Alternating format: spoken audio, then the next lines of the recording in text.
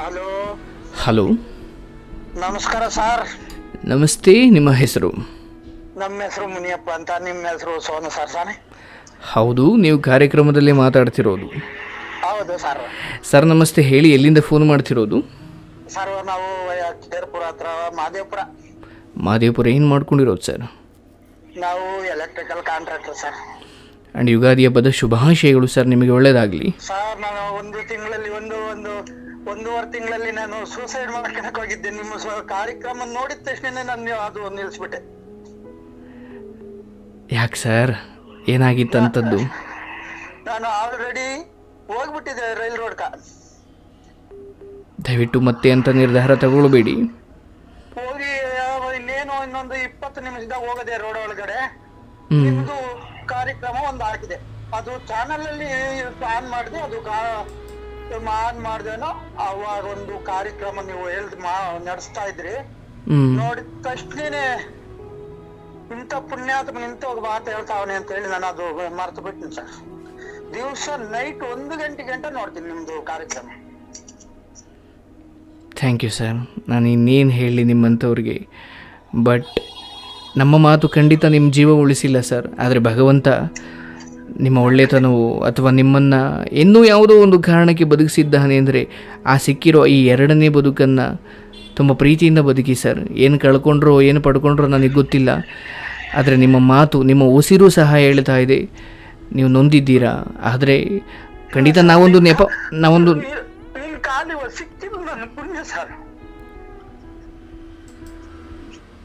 Thank you sir. Thank you.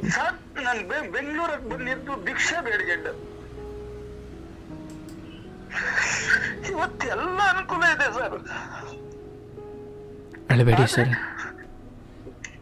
ನನ್ ಕಿರೋದು ಒಬ್ಬ ಮಗಳು, ಒಂದು ಹೆಂಡತಿ. ಆದ್ರೆ 2 ತಿಂಗಳು ನಿಂಕ ನಾನು ಆಸೆ ಪುಟ್ಟು ಬಾತ್ ಮಾಡಿದ್ದೀನಿ. 2 ತಿಂಗಳಿಂದ ಆಚೆ ಇದ್ದೀರಾ? ಹೌದು, ಆಸೆ ಇದ್ದೀನಿ, ಪುಟ್ಟು ಬಾತ್ ಹೋಗಿದ್ದೀನಿ ಸರ್. ಬೆಂಗಳೂರಲ್ಲಿ ಇರೋದಾ? ಹೌದು ಸರ್. ಅಳಬೇಡಿ ಸರ್.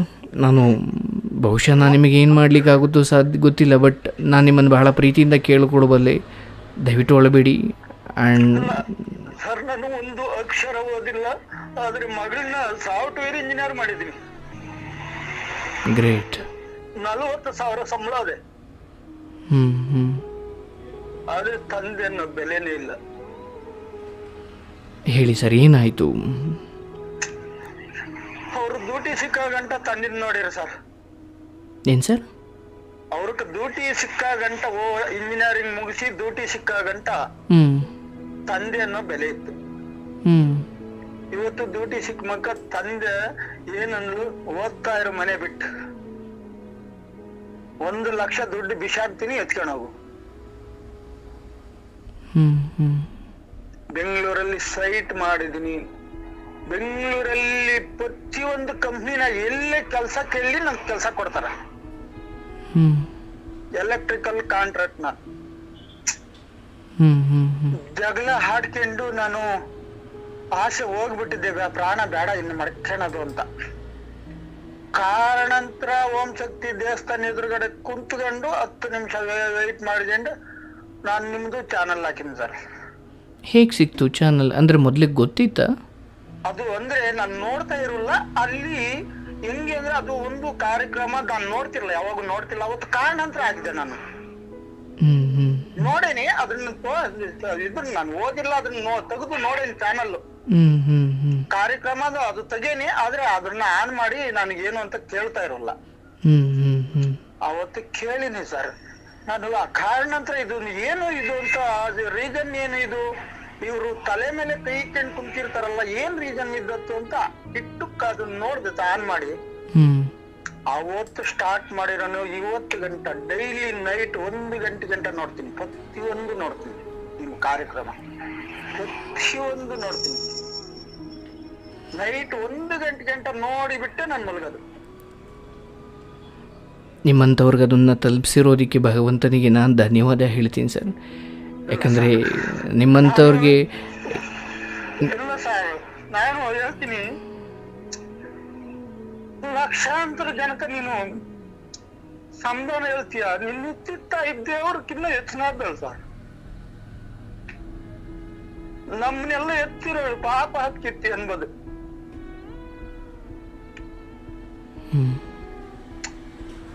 ಅಷ್ಟ ಅನುಭವಿಸಿದೀನಿ ಅಂದ್ರೆ ಅಷ್ಟಿಷ್ಟಲ್ಲ ಸರ್.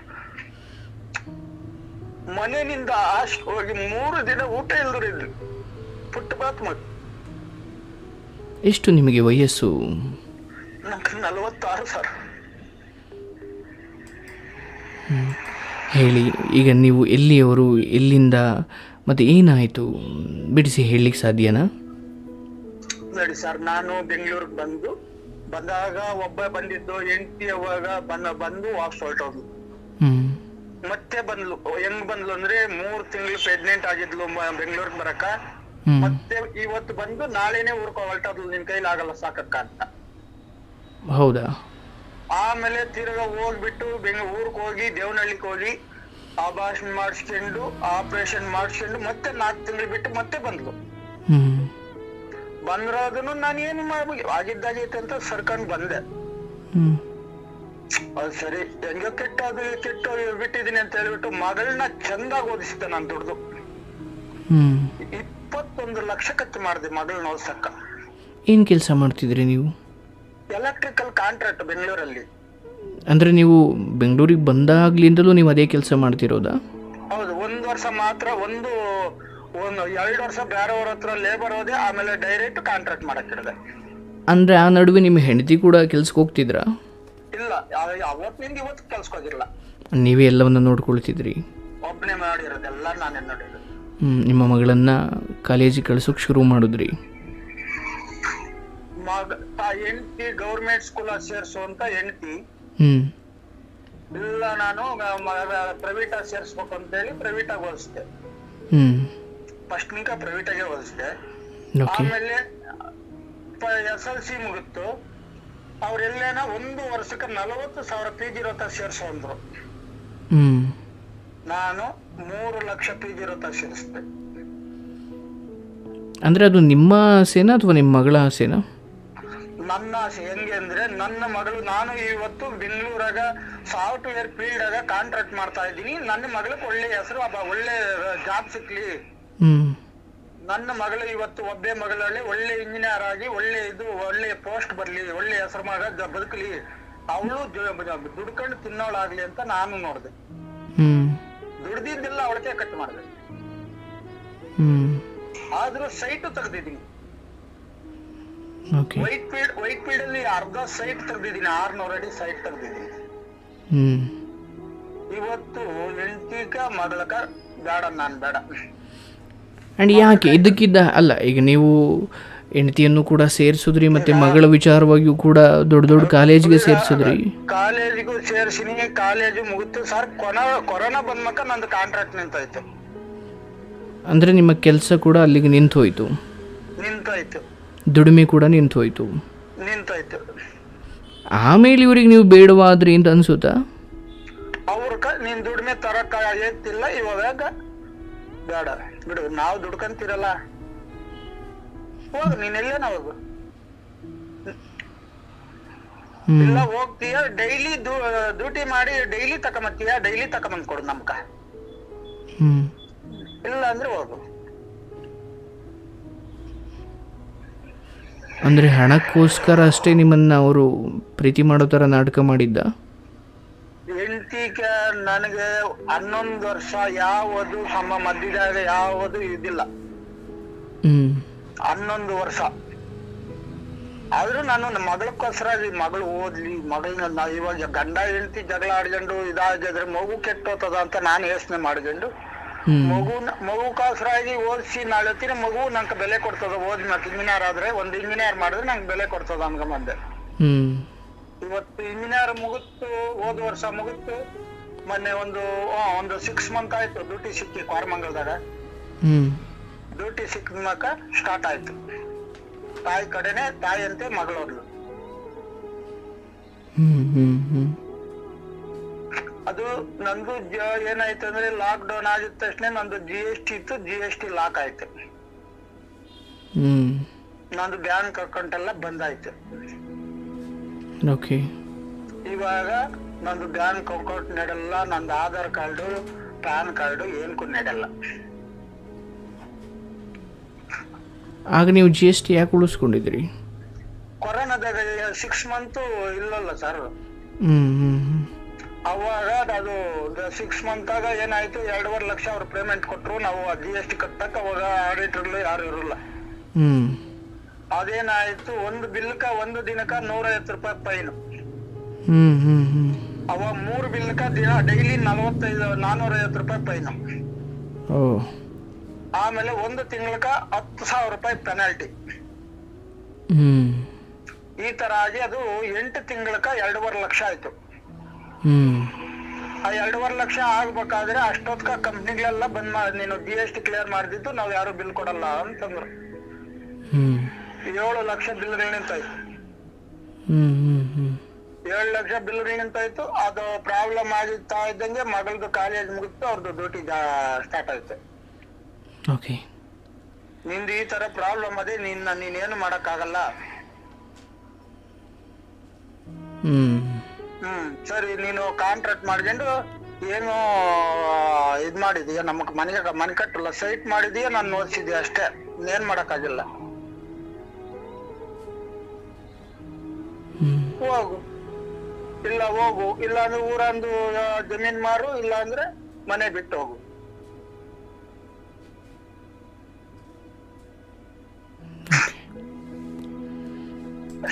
ಎಷ್ಟು ಜಗಳ ಹಾಡಿ ಹಾಡಿ ಹಾಡಿ ಹಾಡಿ ಲಾಸ್ಟ್ ಜೀವನ ಬೇಡ ಅಂತ ಮನೆ ಏನ ಮಗಳೇನೆ, ನೀನು 1 ಲಕ್ಷ ಬಿಸಾಕ್ತೀನಿ ಆಸೆ ಹೋಗೊಂದಾಗ, ನಾನ್ ನಿಂಗೆ ಬಿಸಾಕಲ್ಲಪ್ಪ ಮಗಳಕ್ ದುಡ್ಡು ಬಿಸಾಕಲ್ಲ ಸರ್. ದುಡ್ದು ಕಷ್ಟ ಬಿದ್ದು ದುಡ್ದು ನಾನ್ ಫೀಸ್ ಕಟ್ಟಿನಿ. ಇವತ್ತು ಮಗಳು ನೀನು ಹೋಗು ಆಸೆ 1 ಲಕ್ಷ ಬಿಸಾಕ್ತೀನಿ, ಎತ್ಕೊಂಡು ಹೋಗಿ ಏನಾನ ಮಾಡಿದೆ.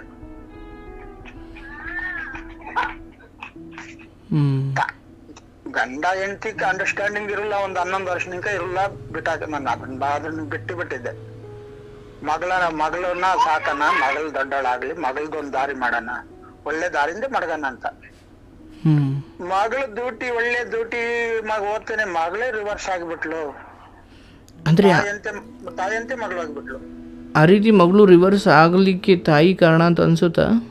ಹೌದು, ಅದೇ ತಾಯಿ. ನಿಮ್ ತಂದೆ ಮಾತು ಕೇಳ್ಬೇಡ. ನಿಮ್ ತಂದೆ ಮಾತು ಕೇಳ್ಬೇಡ, ನನ್ ಮಾತು ಕೇಳು. ನಾನು ಹೇಳ್ದಂಗೆ ನೀನ್ ಕೇಳು.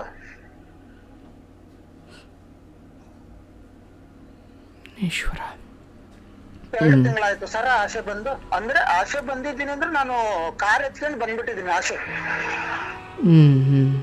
ಮಾರುತಿ ವ್ಯಾನ್ ಇದೆ, ಬಂದ್ಬಿಟ್ಟಿದ್ದೀನಿ.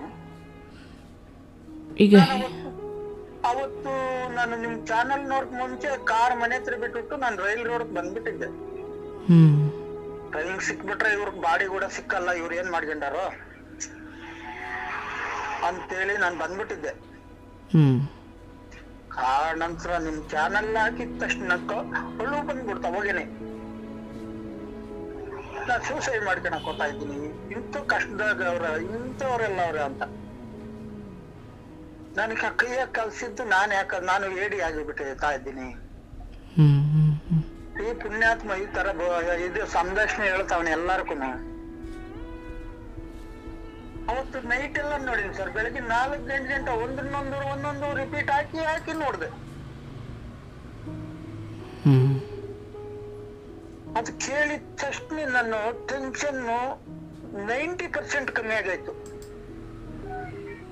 90%. ಆಮೇಲೆ 3 ದಿವಸ ಕೆಲಸ ಮಾಡಲ್ಲ, 3 ದಿವಸ ನಾನು ಕೆಲ್ಸಕ್ಕೆ ಹೋಗಲ್ಲ, 3 ದಿವಸ ಊಟ ಮಾಡಕ್ಕ ಕಾಸಿರಲ್ಲ. ಆಮೇಲೆ ನಾನು 3 ದಿವಸ ಮುಗಿದ ಮಕ್ಕ ಮತ್ತೆ ಕೆಲ್ಸಕ್ಕೆ ಹೋದೆ. ಒಂದು 5 ದಿವಸಕ್ಕ ಒಂದು 6,000 ರೂಪಾಯಿ ದುಡ್ಡು ಬಂತು. ಆಮೇಲೆ ಬಂತು 50,000 ರೂಪಾಯಿ ದುಡ್ಡು ಬಂತು. ಈಗ ನಂಗೆ ಟೆನ್ಷನ್ ಇಲ್ಲ. ಡೈಲಿ ಟ್ರೈ ಮಾಡ್ತಾನೆ ಇದ್ನಿ, ಫೋನ್ ಕಾಲ್ ದಿವ್ಸ ಟ್ರೈ ಮಾಡ್ತಾನೆ ನೈಟ್. ಮೊನ್ನೆ 3 ದಿವಸದಾಗ ನೀವು ಪ್ರೋಗ್ರಾಮ್ ಆಗಿ ಹೇಳಿದ್ರಿ ಸಾಟರ್ಡೆ ಫೋನ್ ಮಾಡ್ಬೇಕು ಅಂತ. ಸಾಟರ್ಡೆ ನಾನು ಫೋನ್ ಸಿಗ್ತೀನಿ ಅಂತ ಫೋನ್ ಮಾಡಿದಾಗ ಫೋನ್ ನೀವು ಅದು ಅನೌನ್ಸ್ಮೆಂಟ್ ಹೇಳ್ತಾ ಇದ್ರಿ, ನಾನು ಕೇಳಿದೆ. ಇವತ್ತು ನಾನು 2 ಗಂಟೆ ನಿಂಕ ಟ್ರೈ ಮಾಡ್ತಾ ಇದ್ನಿ. ಕಾಲ್ ಸಿಕ್ತು ಸರ್. ಇವಾಗ ನಂಗೆ ಎಷ್ಟು ಇದಾತ ಅದೆ ಅಂದ್ರೆ ಅಷ್ಟು ಇದಾತ ಅದೆ. ಕಾಲ್ ಸಿಕ್ತು ನಂಗೆ ಸರ್, ಒಂದು ಏನಾದ್ರೂ ಒಂದು ರೀಸನ್ ನಂಗೆ ಕೈ ಸಿಕ್ತದೆ ಅನ್ನೋದು ಒಂದು ಇದಾಯ್ತು. ಅಪ್ಪ, ನನಗೆ ಒಂದು ಹಂತಕ್ಕೆ ಬಹುಶಃ ಈ ಸಮಾಜದ ಸ್ವಾರ್ಥತೆಗಳು ಇವೆಲ್ಲದರ ನಡುವೆ ಒಬ್ಬ ತಂದೆಯಾಗಿ, ಒಬ್ಬ ಗಂಡನಾಗಿ ಇವೆಲ್ಲವನ್ನು ಬಿಟ್ಬಿಡೋಣ. ಬಟ್ ಒಬ್ಬ ಮನುಷ್ಯನಾಗಿ ಇವತ್ತು ನೀವು ಜೀವಂತವಾಗಿರಬೇಕಾಗಿರೋದು ಮಗಳಿಗೋಸ್ಕರನೂ ಅಲ್ಲ, ಹೆಂಡತಿಗೋಸ್ಕರನೂ ಅಲ್ಲ. ನೋಡಿ, ಒಂದು ಕ್ಷಣ ಸಾಯೋಕೆ ಹೊರಟ ನೀವು, ನಾವೆಲ್ಲ ನೆಪ ಮಾತ್ರ ಬಿಡಿ, ಬಟ್ ನಿಮ್ಮ ಜೀವನವನ್ನು ನೀವು ಉಳಿಸಿಕೊಳ್ಳುವ ಸಲುವಾಗಿ ಗೊತ್ತಿಲ್ಲ ಅದು ಯಾವುದು ಒಂದು ಪ್ರೇರಣೆ ಇಲ್ಲದೇನೆ ಒಬ್ಬ ಮನುಷ್ಯ ಸಾಯಲ್ಲ, ಅಥವಾ ಒಬ್ಬ ಮನುಷ್ಯ ಹುಟ್ಟಲ್ಲ, ಅಥವಾ ಒಬ್ಬ ಮನುಷ್ಯ ಸಾಯ್ಲಿಕ್ಕೆ ಹೋದವನು ವಾಪಸ್ ಬರುವುದಿಲ್ಲ. ಕಾರಣ ಇರುತ್ತೆ. ಒಂದು ಕ್ಷಣ ಇಲ್ಲಿ ನಾವು ಒಂದು ನೆಪ ಮಾತ್ರ, ಆದರೆ ಇಲ್ಲಿ ನಿಮ್ಮ ಪ್ರಾಣವನ್ನು ತೆಗೆದುಕೊಂಡಷ್ಟು ಮಟ್ಟಿಗೆ, ಅಥವಾ ನಿಮ್ಮ ಪ್ರಾಣವನ್ನು ತೆಗೆದುಕೊಳ್ಳುವ ಮಟ್ಟಿಗೆ ನೀವು ಅಂಥದ್ದೇನೂ ಘೋರವಾದ ಅಪರಾಧ ಖಂಡಿತ ಮಾಡಿಲ್ಲ. ನೀವು ಮಾಡಿರೋದಷ್ಟು ಧರ್ಮವೇ.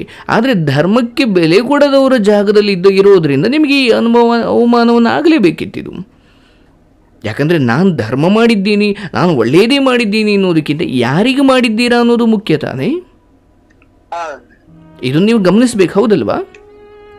ನನ್ನ ಮಗಳಿಗೆ ನಾನು ಮಾಡಿದೆ ಅಂದರೆ ಅದನ್ನು ಕರ್ತವ್ಯ ರೂಪದಲ್ಲಿ ನೋಡ್ಬೋದು, ಬಟ್ ಅಂಥದ್ದೊಂದು ಕೃತಜ್ಞತೆಯನ್ನೇ ಹೊಂದದ ಆ ಹೀನ ಮನಸ್ಥಿತಿಗಳನ್ನು ಇಲ್ಲ ಸರ್. ನನ್ನ ಮಗಳಿಗೆ ನಾನು ಏನು ಮಾಡಬೇಕಿತ್ತು ಮಾಡಿದೆ, ಬಟ್ ಅವರ ತಾಯಿಯ ಮಾತನ್ನು ಕೇಳಬೇಕು ನಿಜ, ಬಟ್ ಒಬ್ಬ ತಂದೆಯನ್ನು ಹೊರಗಡೆ ಹಾಕುವಷ್ಟು ಕೇಳೋದು ಎಷ್ಟು ಯೋಗ್ಯವಾದ ಯೋಚನೆ ಅದು, ಅದೊಂದು ಸಂಸ್ಕಾರನ ಅದು. ಆ್ಯಂಡ್ ಇವತ್ತು ನಾನು ಹೇಳ್ತೀನಿ, ನಿಮ್ಮ ಕೇಳಿಸ್ಕೊಳ್ಳಿ, ಇದು ಶಾಪವೂ ಅಲ್ಲ, ಅಥವಾ ಇದು ಬೇರೆ ಏನೂ ಅಲ್ಲ, ಇದು ಸತ್ಯ.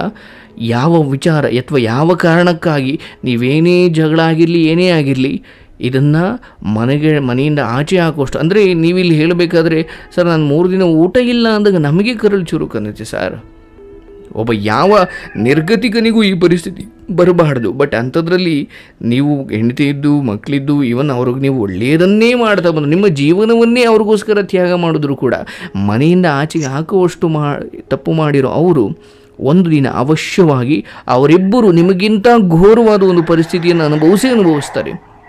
ಆದರೆ ನೀವದನ್ನು ನೋಡಿದ್ರೂ ಕೂಡ ನೀವೇನೂ ಮಾಡಿಕೊಳ್ಳೋ ಪರಿಸ್ಥಿತಿಯಲ್ಲಿ ನೀವಿರಲ್ಲ. ಯಾಕಂದರೆ ಆ ಮಗಳು ಇವತ್ತು ತನಗೆ ಸಿಕ್ಕಿರುವ ಕೆಲಸ, ಅಥವಾ ತನಗೆ ಸಿಕ್ಕಿರೋ ವಿದ್ಯೆ, ಅಥವಾ ತಾನಿವತ್ತಿಷ್ಟೆಲ್ಲ ಇದ್ದೀನಿ ಅದಕ್ಕೆ ಮೂಲ ಕಾರಣ ಯಾರು ಅನ್ನೋ ಆ ಕೃತಜ್ಞತೆಯೇ ಮರೆತರೆ ಅಂಥವ್ರನ್ನು ಈ ಜಗತ್ತು ತುಂಬ ದಿನ, ಅಥವಾ ಈ ಸೃಷ್ಟಿ ತುಂಬ ದಿನ ಇಟ್ಕೊಳ್ಳೋದಿಲ್ಲ ಸರ್. ಅವ್ರಿಗೇನು ಕೊಡಬೇಕು ಕೊಡುತ್ತೆ. ಯಾಕಂದರೆ ನಿಮ್ಮ ಮಗಳನ್ನು ನಿಮ್ಮ ಕೈಲಿದ್ದಷ್ಟು ದಿನ ಜೋಪಾನ ಮಾಡಿದ್ದೀರಾ, ಆದರೆ ನಿಜವಾದ ಅದೃಷ್ಟ ದುರಾದೃಷ್ಟಗಳು ಇನ್ಮೇಲೆ ಅವ್ರಿಗೆ ಶುರುವಾಗೋದು.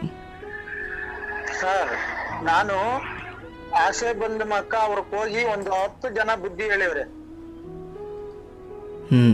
10 ಜನ ಬುದ್ಧಿ ಹೇಳಿವ್ರೆ, ಈ ಮಟ್ಟಕ್ಕೆ ಆಗ್ಬೇಕಾದ್ರೆ ನಿಮ್ ತಂದೆ ಅಕ್ಷರ ಬೆಳಕಿಲ್ದ್ರೆ ಬೆಂಗಳೂರಿಗೆ ಬಂದು ನಿನ್ನ ಈ ಮಟ್ಟಕ್ಕೆ ಮಾಡ್ಯವ್ರೆ, ಕರೀರ, ಬೀದಿಗೆ ಹಾಕಿದಿರಿ ಕರೀರ ಅಂತ.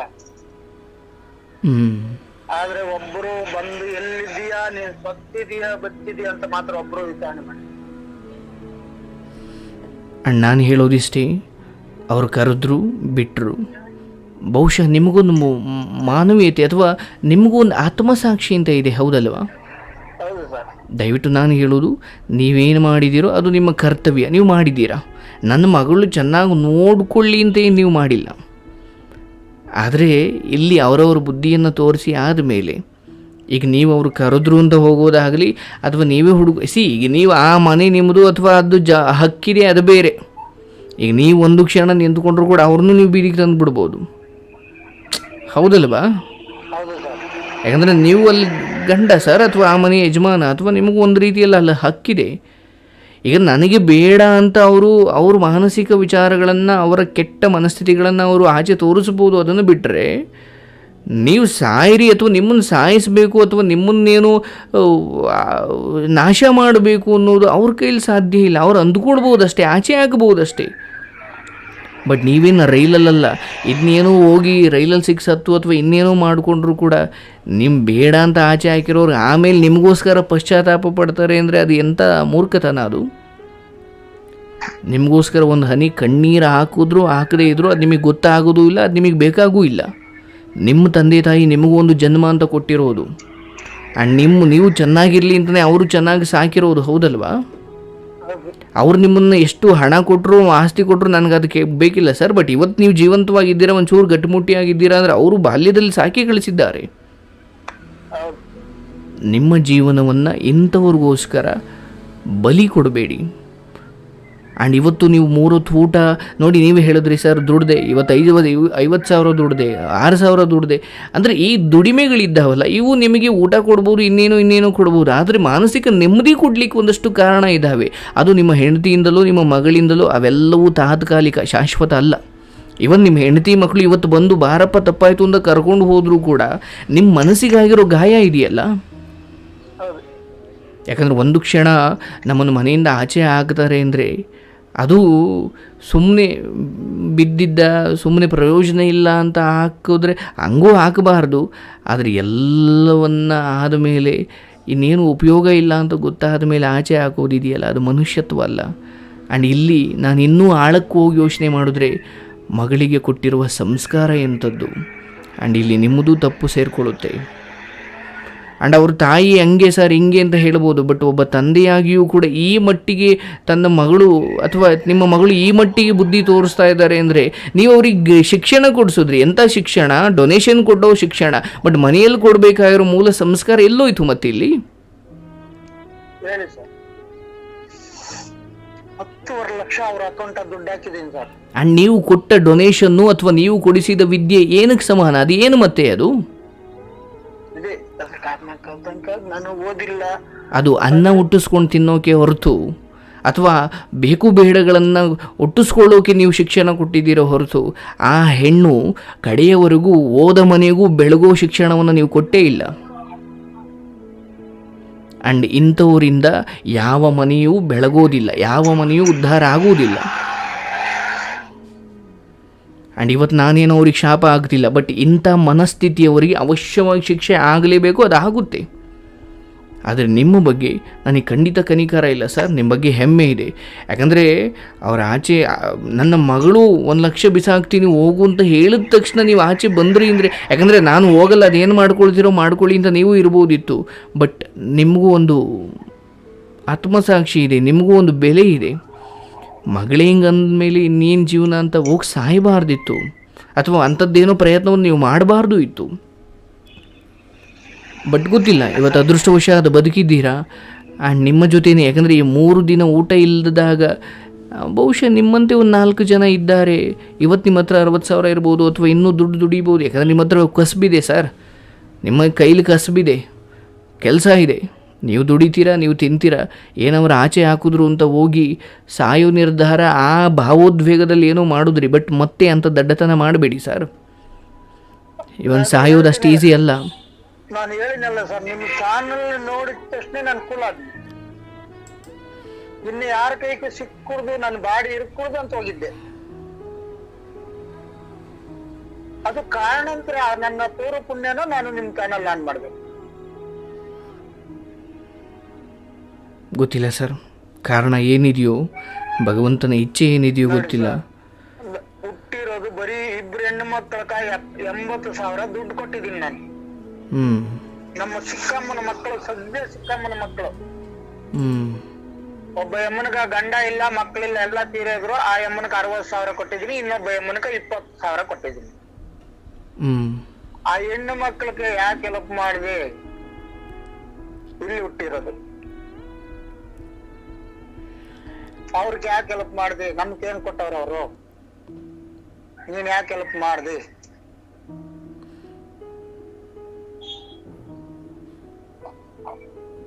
ಇಲ್ಲಿ ಹುಟ್ಟಿರೋದು ಮೂಲ. ಹೆಣ್ಣು ಮಕ್ಕಳಿಗೆ ಹೆಲ್ಪ್ ಮಾಡಿದ್ದು ಹುಟ್ಟಿರೋದು. ಬಟ್ ನೀವೀಗ ಅವರಿಗೆ ಹೆಲ್ಪ್ ಮಾಡೋದ್ರಿಂದ ನಿಮ್ಮ ಮನೆಯವ್ರಿಗೆ ಏನಾದರೂ ದ್ರೋಹ ಮಾಡ್ದಂಗೆ ಆಯ್ತಾ? ಅವರು ನನ್ನ ತಾಯಿ ತಂಗಿ ಮಕ್ಕಳವರು. ನಾನು ಹೇಳೋದನ್ನು ಕೇಳಿಸ್ಕೊಳ್ಳಿ. ಇವ್ರಕ್ಕೂ ಏನು ಕಮ್ಮಿ ಮಾಡಿಲ್ಲಲ್ಲ. ಸೈಟ್ ತಕ್ಕೊಟ್ಟಿದ್ದೀನಿ ನಾನು. ಏನ್ ಇಲ್ದ್ರೆ ಬೆಂಗಳೂರಿಗೆ ಬಂದ್ರೆ ಸೈಟ್ ತಕ್ಕೊಟ್ಟಿದ್ದೀನಿ. ನಿಮ್ಮ ಅಕೌಂಟಾಗ 10.5 ಲಕ್ಷ ದುಡ್ಡು ಹಾಕಿದ್ದೀನಲ್ಲ.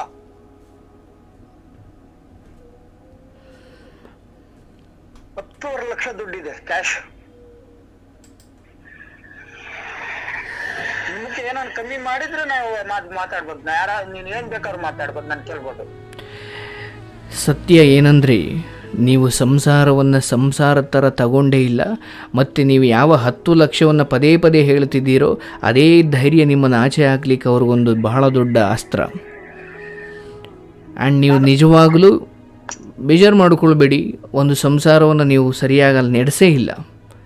ಆ್ಯಂಡ್ ಒಂದೇ ಮನೇಲಿದ್ದರೆ 11 ವರ್ಷ ಮಾತಾಡಿಲ್ಲ ಅಥವಾ ಅಂಥದ್ದೇ ಏನು ಸರ್ ಅವೆಲ್ಲ ಜೀವನ? ಅಂದ್ರೆ ನನ್ನ ಮಗಕ್ಕೋಸ್ಕರ ಅರೇ ನಿಮ್ಮ ಮಗಳಿಗೋಸ್ಕರ ಇದ್ರಿ ಅನ್ನೋದು ನಿಜ, ಬಟ್ ಯಾವ 10 ಲಕ್ಷವನ್ನು ಅವ್ರಿಗೋಸ್ಕರ ಮೀಸಲಿಟ್ಬಿಟ್ರಲ್ಲ ಬ್ಯಾಂಕಲ್ಲಿ, ಅದು ಅವಶ್ಯಕತೆ ಅದೊಂದು ಕುಟುಂಬವಾಗಿ ಅದೊಂದು ಸಂಸಾರದ ಬಳಕೆಗಾಗಿ ಅಥವಾ ಇಬ್ಬರೂ ಸೇರಿ ಮಾಡಬೇಕಾಗಿದ್ದೆ ಹೊರತು ಅವ್ರು ಇದರಲ್ಲಿ ಇಟ್ಬಿಟ್ಟಿದ್ದೀನಿ ಅಂದರೆ ನೀವು ಇಟ್ಟಿರೋದೇ ಇವತ್ತು ನಿಮ್ಮನ್ನು ಆಚೆ ಹಾಕ್ಲಿಕ್ಕೆ ಕಾರಣ. ಬಿಡು ನನ್ನ ಹತ್ರ ಇದೆ, ಇವನೇನು ಬೇಕಿಲ್ಲ ಅಂತಲೇ ತಾನೇ ಅವ್ರ ಉದ್ದೇಶ. ನಾನು ಅವ್ರ ಅಕೌಂಟ್ ಇಕ್ಕಿದ್ದು ಮನೆ ಕಟ್ಟಬೇಕಂತ ಹಾಕಿದ್ದು. ನಾನು ಹೇಳಿದ್ನಲ್ಲ, ಏನು ಹಾಕಿದ್ರಿ ಅಥವಾ ಏನು ಇಟ್ಟಿದ್ರಿ ಒಂದು ಹಿಡಿತಾ ಇರಬೇಕು ಸರ್ ಮನೆಯ ಗಂಡಸು ಅಂದಾಗ, ಅಥವಾ ಮನೆಯ ಯಜಮಾನ ಅಥವಾ ಯಜಮಾನಿ ಯಾರೇ ಆಗಲಿ. ಈಗ ಎಲ್ಲ ಗಂಡಂದಿರು ಹೆಂಡತಿಯನ್ನು ನಂಬಿಟ್ಟಿರ್ತಾರೆ, ಬಟ್ ಇಂಥದ್ದೇನೋ ಚಿಕ್ಕ ಪುಟ್ಟ ಜಗಳ ಆದಾಗ ಬಿಡು ನನ್ನ ಅಕೌಂಟಲ್ಲಿ ದುಡ್ಡು ಐತಿ ಇವ್ನು ಹೋದ್ರು ಹೋಯ್ತಾನೆ ಅಂತ ಎಲ್ಲ ಹೆಂಡತಿದಿರು ಹಿಂಗೆ ಮಾಡಿಬಿಟ್ರೆ ಸಂಸಾರ ಇರ್ತಾವ? ನಾನು ಮಾಡಿದ್ದು ಅದು ನನ್ನ ತಪ್ಪೇನಷ್ಟಕ್ಕ. ಚಿಕ್ಕ ಪುಟ್ಟ ತಪ್ಪಲ್ಲ ಸರ್ ಅದು.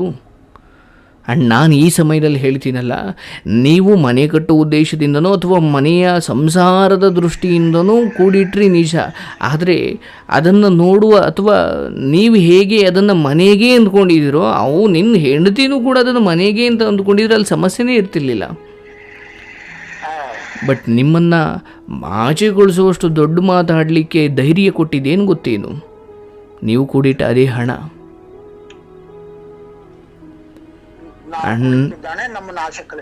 ಖಂಡಿತ ಸರ್, ನೀವು ಅದೇ ಬೇರೆ ರೀತಿಯಲ್ಲಿ ಸಂಸಾರವನ್ನು, ಯಾಕಂದರೆ ನೀವು ದುಡಿತಾ ಇದ್ದೀರಾ ಅಂದರೆ ಅದು ಎಲ್ಲಿ ಹೋಗ್ತಾ ಇದೆ ಮತ್ತು ಅದು ಏನು ಆಗ್ತಾ ಇದೆ ಅನ್ನೋದ್ರ ಬಗ್ಗೆ ಹಿಡಿತಾ ಇಲ್ಲ ಅಂದರೆ ನಿಮ್ಮ ದುಡಿಮೆಗೆ ಏನು ಲೆಕ್ಕ ಇಲ್ಲಿ? ಅದಕ್ಕೆ ಅರ್ಥನೇ ಇಲ್ಲ, ಅದಕ್ಕೂ ಬೆಲೆನೂ ಇಲ್ಲ ಇಲ್ಲಿ.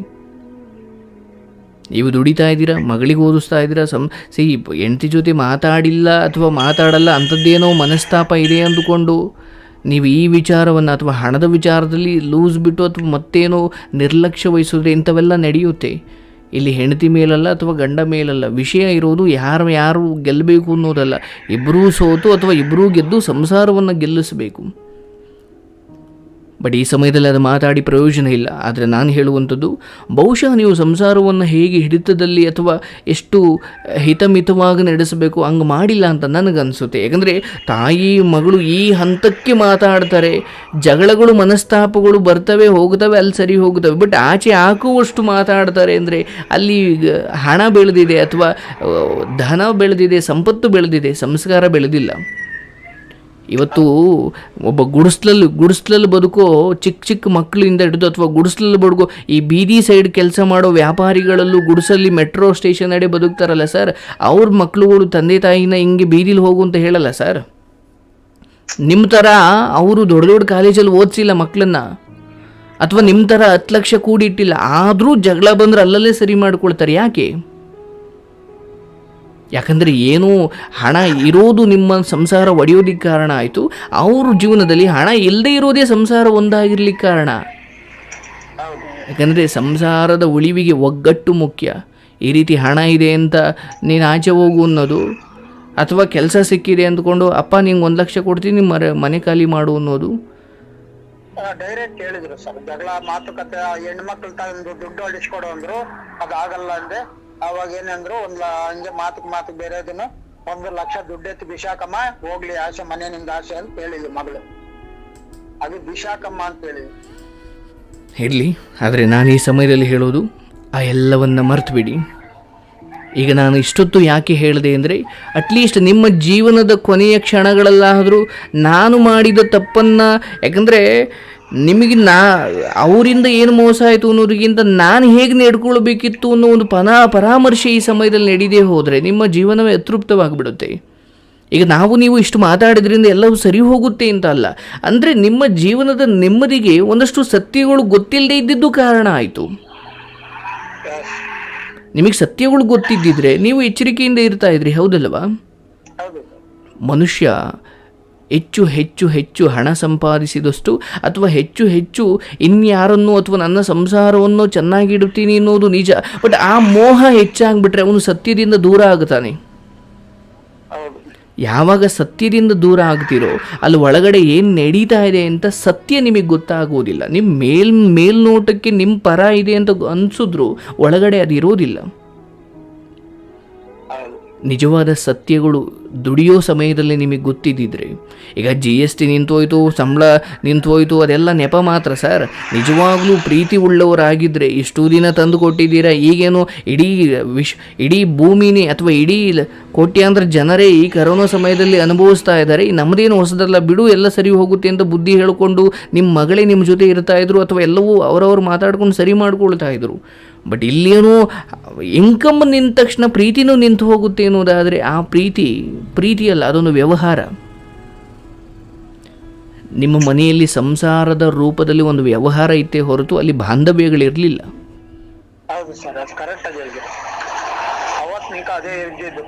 ಆ್ಯಂಡ್ ಇವತ್ತು 60,000 ಇದೆಯೋ, 5,000 ಇದೆಯೋ, 6,000 ಇದೆಯೋ ಗೊತ್ತಿಲ್ಲ ಸರ್. ಬಟ್ ಇಲ್ಲಿ ಒಂದು ರೀತಿಯ ಸತ್ಯಗಳ ಅರ್ಥ ಆದಾಗ ನಿಮಗೆ ಒಂಚೂರು ನೆಮ್ಮದಿ ಸಿಗ್ತಾ ಇದೆಯಲ್ಲ. ಹೌದು ಸರ್, ಈ ನೆಮ್ಮದಿಯನ್ನು ಉಳಿಸ್ಕೊಳ್ಳಿ. ನೀವು ಆ ಮಗಳಿಗೆ ಶಪಿಸ್ಬೇಡಿ, ಬಿಡಿ ಅವಳ ಪಾಡಿಗೆ ನೀವು ಒಳ್ಳೇದು ಬಯಸಿದ್ರು ಕೆಟ್ಟದ್ದು ಬಯಸಿದ್ರು, ನನಗೆ ಎಷ್ಟೆಲ್ಲ ಮಾಡಿದ್ರು ನನ್ನ ಮಗಳು ಚೆನ್ನಾಗಿರಲಿ ಅಂತ ನೀವು ಒಳ್ಳೆ ತಂದಲ್ಲಿ ಆಶೀರ್ವಾದ ಮಾಡಿದ್ರೂ ಕೂಡ ಆಕೆ ಏನು ಅನುಭವಿಸ್ಬೇಕು ಅದನ್ನು ಅನುಭವಿಸ್ಲೇಬೇಕು ಕರ್ಮಕ್ಕನುಸಾರವಾಗಿ. ಯಾರೋ ಸ್ವಾಮೀಜಿಗಳು ಆಶೀರ್ವಾದ ಮಾಡಿಬಿಟ್ರು ಅಂದ್ಕೊಂಡು ನನಗೆ ಒಳ್ಳೇದಾಗಲ್ಲ, ಅಥವಾ ಯಾರೋ ಮಾಡಲಿಲ್ಲ ಅಂತ ನನಗೆ ಕೆಟ್ಟದಾಗೋದಿಲ್ಲ. ನನ್ನ ಕರ್ಮಕ್ಕನುಸಾರವಾಗಿ ನನ್ನ ಮಗಳಿಗೆ ಅಥವಾ ನನ್ನ ಸಂಸಾರ ಚೆನ್ನಾಗಿರಲಿ ಅಂತ ಮಾಡಿದ್ರೆ ಹೊರತು ನಿಮ್ಮ ಕರ್ಮ ನಿಜವಾಗಲೂ ಅಲ್ಲಿ ನಡೆದಿದ್ದೇನೆಂದರೆ ಸತ್ಯಗಳನ್ನ ಅರ್ಥ ಮಾಡಿಕೊಳ್ಳದೆ ಅಜ್ಞಾನಿಯ ರೀತಿ ನೀವು ಕುರುಡು ಸಂಬಂಧಿಕದಿಂದ ಅಂದರೆ ಬಾಂಧವ್ಯ ಇತ್ತು ನಿಜ, ಬಟ್ ಕುರುಡು ಬಾಂಧವ್ಯ. ಅದು ನನ್ನ ಮಗಳಿಗೆ ಮಾಡ್ತಾ ಇದ್ದೀನಿ ನಿಜ, ಅಥವಾ ನಾನು 10 ಲಕ್ಷ ಹೆಂಡತಿ ಅಕೌಂಟಿಗೆ ಇಟ್ಟಿದ್ದೀನಿ ನಿಜ, ಬಟ್ ಮುಂದೆ ಇದು ಯಾವ್ಯಾವ ರೂಪ ಪಡ್ಕೊಳ್ಬೋದು. ಅಥವಾ ಯಾಕಂದರೆ ಸ್ವಲ್ಪ ನಾವು ಎಲ್ಲರೂ ಜೊತೆಗಿದ್ದಾಗಲೇ ಸ್ವಲ್ಪ ಸೈಡಲ್ಲಿ ನಿಂತು ಮುಂದೆ ಬರೋ ಕಷ್ಟಗಳ ಬಗ್ಗೆನೂ ಯೋಚನೆ ಮಾಡಿರಬೇಕು. ನೀವು ಹಂಗೇನೂ ಮಾಡ್ದೇನೆ ಇಲ್ಲ ಸರ್ ನನ್ನ ಮಗಳಿಗೋಸ್ಕರ ನಾನು ಕರ್ತವ್ಯ ಮಾಡಿದ್ದೀನಿ ಅನ್ನೋದಾದರೆ ಇವತ್ತು ನೀವು ದುಃಖ ಪಡೋಗೇ ಆಗಿಲ್ಲ. ಯಾಕಂದರೆ ಮಗಳು ನಿಮ್ಮ ಪರ ಇರಲಿ ಅಥವಾ ಆಚೆ ಹೋಗಿ ಇರಲಿ ಅಥವಾ ಒಳಗಡೆ ಇರಲಿ, ಮಗಳಿಗೆ ನೀವು ಒಳಗಡೆ ಇರಿಸ್ಕೊಳ್ಳಿ ಅಂತ ನೀವು ಸಹಾಯ ಮಾಡಿಲ್ಲ, ಕರ್ತವ್ಯ ಅಂತ ಮಾಡಿದರೆ ಅದು ಮುಗೀತು. ಅವಳು ಒಳಗಡೆ ಇರಿಸ್ಕೊಂಡ್ರು ಹೊರಗಡೆ ಕಳಿಸಿದ್ರು, ಅದು ನಿಮಗೆ ದುಃಖ ಕೊಡಬಾರ್ದು. ಬಟ್ ಯಾವಾಗ ಇವಳು ಉದ್ಧಾರ ಆಗಿ ನಮ್ಮನ್ನು ಚೆನ್ನಾಗಿ ನೋಡ್ಕೊಳ್ತಾಳೆ ಅಂತ ಆಸೆಯಿಂದ ಮಾಡಿರ್ತೀವೋ ಅವಳು ನಮ್ಮನ್ನು ಆಚೆ ಹೋಗು ಅಂದರೆ ದುಃಖ ಆಗುತ್ತೆ.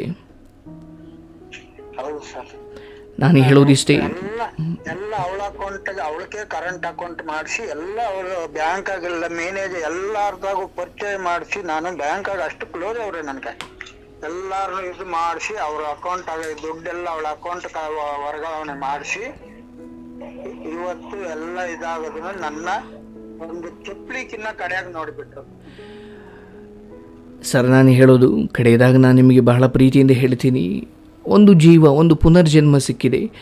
ನಾನು ಹೇಳೋದು ನಿಮ್ಮ ಸಂಸಾರ ಮಗಳು ಇತ್ತು, ಅದು ಕಾಲಕ್ರಮೇಣ ನಾನು ಹೇಳಿದ್ನಲ್ಲ, ನೀವು ಪ್ರೀತಿಯನ್ನು ಯಾರಿಗೆ ಬೇಕಾದರೂ ಕೊಡ್ಬೋದು ಈ ಜಗತ್ತಲ್ಲಿ, ಬಟ್ ಉಳಿಸ್ಕೊಳ್ಳೋ ಯೋಗ್ಯತೆ ಅವ್ರಿಗಿರಬೇಕಷ್ಟೇ.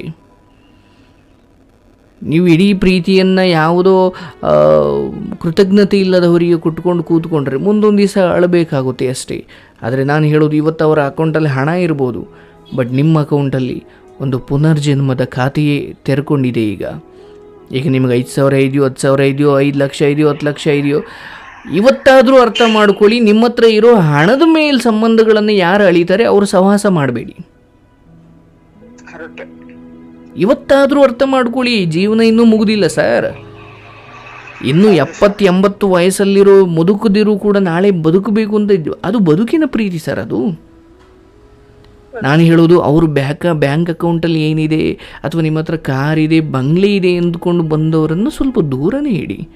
ಯಾಕಂದರೆ ನೋಡಿ, GST ಅನ್ನೋದು ಈ ಎಲ್ಲದೂ ಒಂದು ನೆಪ ಮಾತ್ರ. ಭಗವಂತ ಆ ಮೂಲಕ ನಿಮಗೆ ಕಳಿಸ್ತಾ ಇರೋದಿಷ್ಟೇ.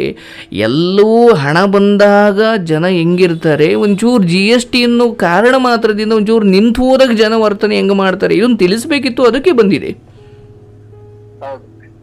ಯಾಕಂದರೆ ನಾವು ಇದನ್ನು ಈ ರೀತಿಯಲ್ಲಿ ನೋಡದೆ ಹೋದರೆ ಹಣ ಆಸ್ತಿ ಅಂದಷ್ಟು ದುಡಿತೀರ ಸರ್, ನಿಮ್ಮ ಹತ್ರ ಕಸ್ಬಿದೆ, ಇವತ್ತೆಲ್ಲ ನಾಳೆ ಆಗುತ್ತೆ, ನಡ್ಕೊಂಡು ಹೋಗುತ್ತೆ. ನಿಮ್ಮ ಅನ್ನ ನೀವು ದುಡ್ಕೊಳ್ಳದಷ್ಟು ಭಗವಂತ ನಿಮ್ಮನ್ನು ಕೈ ಇಲ್ದಂಗೆ ಕಾಲಿಲ್ದಂಗೆ ಏನು ಮಾಡಿಲ್ಲ. ಇವು ಯಾರೋ ಕೆಟ್ಟವರನ್ನು ಸ್ವಲ್ಪ ದೂರ ಇಟ್ಟಿದ್ದಾನೆ ಅನ್ನೋದು ಒಂದು ಬಿಟ್ಟರೆ ಕೈ ಕಾಲು ಎಲ್ಲ ಚೆನ್ನಾಗೇ ಇದೆ, ಹೌದಲ್ವ ಸರ್? ಹೌದು ಸರ್. ನಾಳೆ ದುಡ್ಕೊಳ್ತೀರ. ಆದರೆ ನಾನು ಹೇಳೋದು, ನಿಮ್ಮ ಮನಸ್ಸಿನೊಳಗಿರುವ ಆ ಧರ್ಮವನ್ನು, ಆ ಒಳ್ಳೆಯತನವನ್ನು ಬಿಡಬೇಡಿ. ಇವ್ರು ಯಾರೋ ಅಯೋಗ್ಯರು, ಈ ಇಬ್ಬರು ನಿಮಗೆ ಕೆಟ್ಟದ್ದು ಬಯಸಿದ್ರು ಒಂದು ಮಾತ್ರಕ್ಕೆ ನೀವು ಬೀದಿಲಿ ಬರೋರ್ನೆಲ್ಲ ತುಂಬ ಅನುಮಾನದಿಂದ ನೋಡಿದ್ರೆ ಕಡೆಗೆ ನಾವೇ ನಷ್ಟ ಅನುಭವಿಸೋದು. ನಿಮ್ಮ ಹತ್ರ ಮನುಷ್ಯ ಎರಡು ವಿಚಾರವನ್ನು ಯಾರ ಹತ್ರ ಹಂಚಿಕೊಳ್ಬಾರ್ದು. ಒಂದು, ನನ್ನ ಹತ್ರ ಎಷ್ಟು ಹಣ ಇದೆ ಅಂತ ಹಂಚಿಕೊಳ್ಬಾರ್ದಂತೆ, ಅಂದರೆ ಹಣದ ವಿಚಾರವನ್ನು ಹಂಚಿಕೊಳ್ಬಾರ್ದಂತೆ. ಆ್ಯಂಡ್ ಎರಡನೇದು, ಮುಂದಿನ ಪ್ಲ್ಯಾನ್ ಏನು ಅನ್ನೋದ್ರ ಬಗ್ಗೆ ಹಂಚಿಕೊಳ್ಬಾರ್ದಂತೆ. ಯಾಕಂದರೆ ನಾಳೆ ಏನು ಮಾಡ್ತೀಯ ಅಂತ ನೀನು ಯಾರಿಗೂ ಹೇಳಿಬಿಟ್ರೆ ಅದು ನಮ್ಮ ಯಾರೋ ಶತ್ರುಗಳು ಅದನ್ನು ತಡಿಬೋದು. ಮತ್ತು ಹಣದ್ರ ಬಗ್ಗೆ ಹೇಳಿಬಿಟ್ರೆ ನಿನ್ನ ಬಗ್ಗೆ ಅಸೂಹೆ ಬಂದು ನಿನಗೇನೋ ಮಾಡೋ ಪ್ಲ್ಯಾನ್ ಮಾಡ್ಬೋದು. ಹಾಗಾಗಿ ಮನುಷ್ಯ ಈ ಎರಡು ವಿಚಾರವನ್ನು ಸೀಕ್ರೆಟ್ ಆಗಿಡಬೇಕು. ಒಂದು ಅವನ ದುಡಿಮೆ ಮತ್ತು ಇನ್ನೊಂದು ನಾಳೆಯ ಯೋಜನೆ. ಈ ಎರಡು ವಿಚಾರವನ್ನು ಸೀಕ್ರೆಟ್ ಆಗಿಡಬೇಕು. ನೋಡಿ, ಒಂದು ಚಿಕ್ಕ ವಿಚಾರವನ್ನು ಹೇಳಿ ಇದನ್ನು ನಾನು ಮುಗಿಸ್ತೀನಿ. ಆ್ಯಂಡ್ ಮೊದಲನೇದಾಗಿ ಹೇಳೋದು ಥ್ಯಾಂಕ್ ಯು ಸರ್. ಯಾಕಂದರೆ ನೀವು ಬದುಕಿದ್ದೀರಾ, ನಿಮ್ಮ ಬಾಯಿಂದ ಬಂದಾಗ ನನಗದು ಬಹಳ ಸಂತೋಷ ಕೊಡ್ತು. ನಾಳೆ ಜೀವನ ಹೇಗೋ ಗೊತ್ತಿಲ್ಲ ಸರ್, ನಿಮ್ಮ ಧರ್ಮಕ್ಕೆ ಕರ್ಮಕ್ಕನುಸಾರವಾಗಿ ಬದುಕು ನಡೆಯುತ್ತೆ. ಆ್ಯಂಡ್ ನಿಮಗೆ ಬದುಕು ಅರ್ಥ ಆಗಿದೆ, ಎಲ್ಲವನ್ನು ಯಾರ್ಯಾರು ಹೆಂಗೆ ಅಂತ ತಿಳ್ಕೊಂಡಿದ್ದೀರ, ನಾಳೆಯಿಂದ ನಡೆಸ್ತೀರ. ನಾನೇನು ಹೇಳಬೇಕಾಗಿಲ್ಲ. ಬಟ್ ನನ್ನ ವಿಚಾರವಾಗಿ ಅಥವಾ ನಿಮ್ಮ ಮಾತು ಕೇಳಿದೆ ಸರ್ ಒಂಚೂರು ನನಗೆ ನೆಮ್ಮದಿ ಸಿಕ್ತು ಅಂದ್ರಲ್ಲ, ಅದಕ್ಕೆ ನಾವು ಋಣಿ ಸರ್, ನಾವು ನೆಪ ಮಾತ್ರ. ಆ್ಯಂಡ್ ಭಗವಂತನೇ ಆ ಮೂಲಕ ನಿಮಗೆ ಬದುಕಿಸಿದ್ದಾನೆ ಅಂದ್ಕೊಳ್ಳಿ ಅಷ್ಟೇ. ಅವತ್ತು ನಿಂಕ ನಾನು ಪ್ರತಿ ದಿವಸ 1 ಗಂಟೆ 2 ಗಂಟೆ ನೋಡ್ತೀನಿ. ನಾನು ಅನ್ಕೊಂತೀನಿ ದೇವ್ರು ನನ್ನ ಪ್ರಾಣ ಉಳಿಸ್ತು ಅಂತ ಅನ್ಕೊಂತೀನಿ. ಯಾಕಂದ್ರೆ ನನ್ನ ದೇವರಾಗೆ ಹೊತ್ತು ನನ್ನ ಆಸೆ ಹೋಗಿದ್ದನ್ನು ವಾಪಸ್ ತಂದು ಅನ್ಕೊಂಡಿದ್ದೀನಿ. ನೋಡಿ ಸರ್, ನಾನು ಹೇಳೋದಿಷ್ಟೇ, ಯಾವುದನ್ನೇ ಆಗಲಿ ಅಯೋಗ್ಯರಿಗೆ ನಾವು ಮೀಸಲಿಡಬಾರದು. ಈವನ್ ನೀವು ಕೊಡೋ 1 ರೂಪಾಯಿ ಆಗಲಿ, 1 ತುತ್ತು ಅನ್ನ ಆಗಲಿ, ಅಥವಾ 10 ಲಕ್ಷ ಆಗಲಿ, 10 ಕೋಟಿ ಆಗಲಿ, ಅವ್ರಿಗೂ ಅವಶ್ಯಕತೆ ಇದೆಯಾ ಮತ್ತು ಅವರು ಅದಕ್ಕೆ ಕೃತಜ್ಞರಾಗಿರ್ತಾರ? ಇದ್ರ ಬಗ್ಗೆ ನಾವು ಆಲೋಚನೆ ಮಾಡಬೇಕು.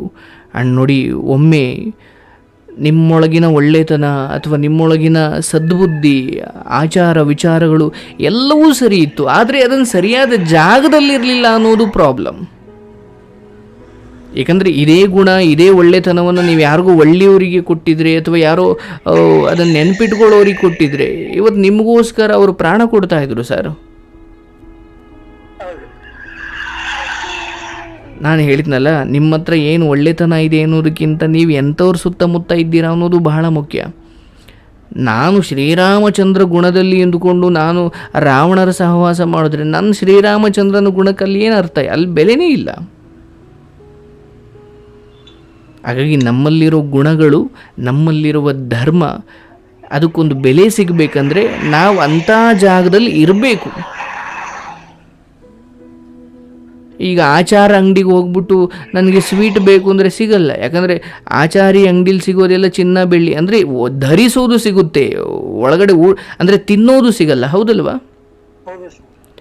ಹಾಗೆ ನೀವು ಇಂಥ ಅಯೋಗ್ಯರ ಸುತ್ತಕೊಂಡು ನನಗೆ ಕಷ್ಟ ಕಾಲದಲ್ಲೂ ನನ್ನನ್ನು ಅರ್ಥ ಮಾಡಿಕೊಳ್ಬೇಕು ಅಂದರೆ ಇಲ್ಲ, ಅವ್ರು ನಿನ್ನ ದುಡ್ಡಿಗೆ ಮಾತ್ರ ನಿನ್ನ ಜೊತೆ ಇರೋದು. ನೋಡಿ, ನಿಮ್ಮೊಳಗಿನ ಆಲೋಚನೆ ಹೇಗಿರಬೇಕು, ಭಗವಂತ ನೋಡೋದು ಹೊರಗಡೆ ಎಷ್ಟು ಬ್ಯಾಂಕಲ್ಲಿ ಅಕೌಂಟ್ ಇಕ್ಕಿದ್ದೀರಾ, ಮೈ ಮೇಲೆ ಎಷ್ಟು ಒಡವೆ ಹಾಕಿದ್ದೀರಾ ಅನ್ನೋದಲ್ಲ, ಒಳಗಡೆ ಏನು ವಿಚಾರ ಇದೆ, ಒಳಗಡೆ ನಿಮ್ಮ ಉದ್ದೇಶಗಳು ಸರಿ ಇರೋದ್ರಿಂದ ಭಗವಂತ ನಿಮ್ಮನ್ನು ಕಾಪಾಡಿದ್ದಾನೆ. ನಿಮಗೆ ಜೀವನದ ಬೆಲೆ ಎನ್ನುವಂಥದ್ದು, ಜೀವನ ಯಾರಿಗೋಸ್ಕರ, ಹೆಂಡತಿಗೋಸ್ಕರ, ಮಕ್ಕಳಿಗೋಸ್ಕರ, ಸ್ನೇಹಿತನಿಗೋಸ್ಕರ, ಲವ್ವರ್ಗೋಸ್ಕರ ಇಲ್ಲ, ನಿಮಗೋಸ್ಕರ. ನೀವು ನಿಮಗೋಸ್ಕರ ಬದುಕೋದನ್ನು ಶುರು ಮಾಡಿ. ಯಾಕಂದರೆ ಇವತ್ತು ನೋಡಿ, ಕರೋನಾ ಬಂದ ಸಮಯದಲ್ಲಿ ಅರ್ಥ ಮಾಡ್ಕೊಳ್ಳಿ, ಅಪ್ಪ ಸತ್ತು ಮಲಗಿದ್ದ, ಅಮ್ಮ ಸತ್ತು ಮಲಗಿದ್ಲು, ಮಕ್ಕಳು ಆಸ್ಪತ್ರೆಗೆ ಹೋಗಕ್ಕೂ ಹಿಂದೆ ಮುಂದೆ ನೋಡ್ತಾ ಇದ್ರು. ಯಾಕಂದರೆ ಅಪ್ಪ ಅಮ್ಮ ಪ್ರೀತಿ ನಿಜ, ಬಟ್ ನಾನು ಮುಖ್ಯ ಅನ್ನೋದು ಅವನಿಗೆ ಗೊತ್ತಾಯಿತು, ಹೌದಲ್ವಾ? ಈಗ ಆಸ್ಪತ್ರೆಗೆ ಹೋದರೆ ನನಗೂ ಎಲ್ಲಿ ಕರೋನಾ ಬರುತ್ತೆ ಅಂತ ಎಷ್ಟೋ ಸಾರಿ ಮಕ್ಕಳು ಹೋಗಲೇ ಇಲ್ಲ ಆ ಸಮಯದಲ್ಲಿ. ಅಂದರೆ ನಾವು ಗಂಡ ಹೆಂಡತಿ ಮಕ್ಕಳು ಅಂತ ಏನೇ ನಾಟಕೀಯವಾಗಿ ವರ್ತಿಸಿದ್ರು ಕಡೆಗೆ ನನ್ನ ಪ್ರಾಣ ನನಗೆ ಬಹಳ ಮುಖ್ಯ, ಹೌದಲ್ವಾ? ಇವತ್ತು ನಿಮ್ಮ ಪ್ರಾಣವನ್ನು, ನಿಮ್ಮ ಜೀವನವನ್ನು ನೀವು ಪ್ರೀತಿ ಮಾಡಿ. ನೋಡಿ, ಒಂದು ಭಾಳ ಹಿಂದೆ ಒಂದು ಊರಲ್ಲಿ ಒಬ್ಬ ಸನ್ಯಾಸಿ ಮತ್ತು ಒಂದು ವೇಶ್ಯೆ ಇದ್ಲು. ಸನ್ಯಾಸಿ ಮತ್ತು ವೇಶ್ಯೆ. ಕೇಳಿಸ್ತಾ ಇದೆಯಾ? ಕೇಳಿಸ್ತದೆ, ಹೇಳಿ ಸರ್, ಕೇಳ್ತಾ ಇದೆ. ಈ ವೇಶ್ಯೆ ಪ್ರತಿದಿನ ಭಗವಂತನಿಗೆ ಪ್ರಾರ್ಥನೆ ಮಾಡೋಳಂತೆ. ಭಗವಂತ, ಯಾಕೆ ನನಗೆ ಈ ಶಿಕ್ಷೆಯನ್ನು ಕೊಟ್ಟೆ, ನನಗೆ ಯಾಕೆ ಈ ವೃತ್ತಿಯನ್ನು ಕೊಟ್ಟೆ, ನಾನು ಏನು ಕರ್ಮ ಮಾಡಿದ್ದೆ, ನನಗೆ ಒಳ್ಳೆ ರೀತಿ ಬದುಕನ್ನು ಕೊಡು ಅಂತ ಪ್ರತಿದಿನ ಪ್ರಾರ್ಥನೆ ಮಾಡ್ತಿದ್ಲಂತೆ ವೇಶ್ಯೆ. ಬಟ್ ಬದುಕಿಗೋಸ್ಕರ ಆ ವೃತ್ತಿಯನ್ನು ಇಟ್ಕೊಂಡಿದ್ಲಂತ ಅವಳು. ಅದೇ ಊರಲ್ಲಿ ಒಬ್ಬ ಸನ್ಯಾಸಿ ಇದ್ದ. ಆ ಸನ್ಯಾಸಿ ಬುದ್ಧಿ ಏನಂದರೆ, ಈ ವೇಶ್ಯೆ ಮನೆಗೆ ಯಾರ್ಯಾರು ಗಂಡಸರು ಬರ್ತಾರೆ ಅಂತ ಅವನು ಪ್ರತಿದಿನ ಲೆಕ್ಕ ಇಟ್ಕೊಳ್ಳೋನಂತೆ. ಅಂದರೆ ಸನ್ಯಾಸಿಯಾಗಿ ಸಾಧನೆ ಮಾಡಬೇಕಾಗಿದ್ದ ಇವನು ಗಮನ ಎಲ್ಲ ವೇಶ್ಯೆ ಮನೆಗೆ ಯಾರು ಬರ್ತಾರೆ ಅನ್ನೋದು ಲೆಕ್ಕ ಇಟ್ಕೊಳ್ಳೋದು. ಪ್ರತಿಯೊಬ್ಬರು ಬಂದಾಗ ಒಂದೊಂದು ಕಲ್ಲು ಇಟ್ಕೊಳ್ಳೋನಂತೆ. ಅಷ್ಟು ಕಲ್ಲು. ಕಡೆಗೆ ಒಂದು ದಿವಸ ವಯಸ್ಸಾಯಿತು, ಇಬ್ಬರು ಸತ್ರು. ಸನ್ಯಾಸಿ ನರಕಕ್ಕೆ ಹೋದ್ನಂತೆ, ಬಟ್ ವೇಶ್ಯೆ ಸ್ವರ್ಗಕ್ಕೆ ಬಂದ್ಲಂತೆ. ಯಾಕೆ ಅಂತ ಕೇಳಿದಾಗ ಅಲ್ಲಿ ದೇವತೆಗಳು ಕೊಡೋ ಉತ್ತರ ಏನಂದರೆ, ಈ ಸನ್ಯಾಸಿ ತಾನು ಸಾಧನೆ ಮಾಡುವುದನ್ನು ಬಿಟ್ಟು ಇನ್ನೊಬ್ಬರ ಬಗ್ಗೆ ಯೋಚನೆ ಮಾಡ್ತಾ ಅಥವಾ ಕೆಟ್ಟದ್ದು ಯೋಚನೆ ಮಾಡ್ತಾ ನರಕಕ್ಕೆ ಬಂದಿದ್ದಾನೆ.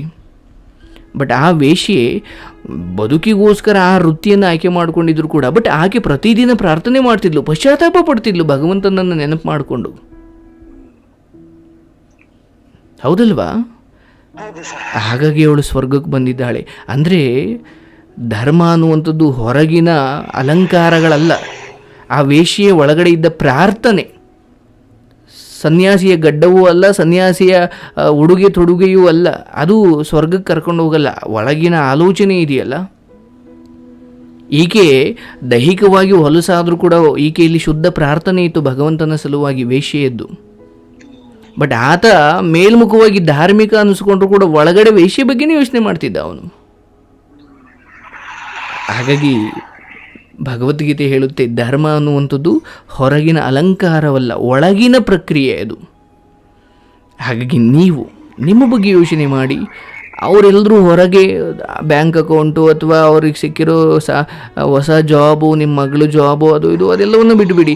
ಬಟ್ ನಿಮ್ಮ ಒಳಗಡೆ ಅವ್ರ ಬಗ್ಗೆ ಒಳ್ಳೆಯದೇ ಇತ್ತು, ಒಳ್ಳೆಯದೇ ಮಾಡಿದ್ರಿ, ಕಡೆ ಕ್ಷಣದವರೆಗೂ ಒಳ್ಳೆಯದನ್ನೇ ಬಯಸಿದ್ರಿ, ಇವತ್ತಿಗೂ ನೀವು ಒಳ್ಳೆಯದನ್ನೇ ಬಯಸ್ತಾ ಇದ್ದೀರಾ. ಇದು ಧರ್ಮ. ಆ್ಯಂಡ್ ಈ ಕ್ಷಣ ಹೇಳ್ತಾ ಇದ್ದೀನಿ, ಇದು ನಿಮ್ಮನ್ನು ಅವಶ್ಯವಾಗಿ ಕೈ ಹಿಡಿದು ಮುನ್ನಡೆಸುತ್ತೆ. ಸಾಯೋ ನಿರ್ಧಾರವೊಂದನ್ನು ಬಿಟ್ಟು ನಿಮ್ಮ ಕೆಲಸವನ್ನು ಪ್ರೀತಿಯಿಂದ ಮಾಡಿ. ಸರ್, ನಾನು ಹೇಳಿದ್ನಲ್ಲ, ನಾವು ಬೀದಿಲಿ ಸಾಯ್ತೀವೋ, ಎಲ್ಲಿ ಸಾಯ್ತೀವೋ, ಅಲ್ಲಿ ಸಾಯ್ತೀವೋ ಗೊತ್ತಿಲ್ಲ ಸರ್. ಇವತ್ತು ಕೋಟ್ಯಾಧಿಪತಿ ಅಥವಾ ಮನೆಯಲ್ಲಿ 10 ಜನ ಇದ್ದರೂ ಕೂಡ ಎಲ್ಲೋ ಬೀದಿಲಿ ಆಕ್ಸಿಡೆಂಟ್ ಆಗಿ ಸತ್ತು ಹೋಗ್ತಾರೆ. ಇವತ್ತು ಎಷ್ಟೋ ಜನ ಹೆಂಗಿದ್ದಾರೆ ಅಂದರೆ, ಅಯ್ಯೋ ಸರ್, ಸಾಯೋ ಕಡೆ ಕ್ಷಣದಲ್ಲಿ ಯಾರಾದರೂ ನಮ್ಮನ್ನು ನೋಡ್ಕೊಬೇಕಲ್ಲ ಸರ್, ಅದಕ್ಕೆ ನಾನು ಅವ್ರು ಹೇಳ್ದಂಗೆ ಕೇಳ್ಕೊಂಡು ಬಿದ್ದಿದ್ದೀನಿ ಸರ್. ಅರೆ, ನೀವು ಎಲ್ಲಿ ಸಾಯ್ತೀರ, ಹೆಂಗೆ ಸತ್ತಾದ್ಮೇಲೆ ನಿಮಗೆ ಏನರೇ ಗೊತ್ತಾಗುತ್ತೆ? ಹೌದಲ್ವಾ? ಯಾವತ್ತೂ ಒಂದೇ ಸಾಯ್ಲಿಕ್ಕೆ ಇವನು ಪ್ರತಿದಿನ ಸಾಯ್ತಾ ಇದ್ದಾರೆ ತುಂಬ ಜನ. ಹಾಗಾಗಿ ನೀವು ಹೆಂಡತಿ ಮಕ್ಳು ಹೋಗ್ಬಿಟ್ರು, ಇನ್ಯಾಕೆ ನನ್ನ ಬದುಕು, ಸತ್ತ ಮೇಲೆ ಅಥವಾ ಕಡೆಗಾಲದಲ್ಲಿ ಯಾರು ನಮ್ಮನ್ನು ನೋಡ್ಕೊಳ್ತಾರೆ? ಇಲ್ಲ, ಎಲ್ಲಿ ಜೀವ ಹೋಗಬೇಕು, ನಿಮ್ಮ ಹೆಂಡತಿ ಮಕ್ಕಳು ಎಲ್ಲ ಮೊಮ್ಮಕ್ಕಳೆಲ್ಲ ಇದ್ರು ಎಲ್ಲಿ ಹೋಗಬೇಕು ಅಲ್ಲೇ ಹೋಗೋದು.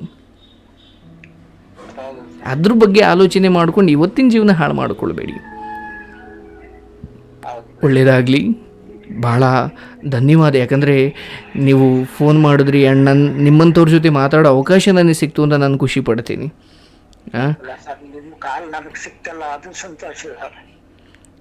ಖಂಡಿತ ಸರ್, ಯಾವತ್ತಾದರೂ ನನಗೊಂದು ಆಸೆ ಆಗ್ತಾ ಇದೆ, ನಿಮ್ಮನ್ನು ಭೇಟಿ ಆಗ್ತೀನಿ ನಾನು.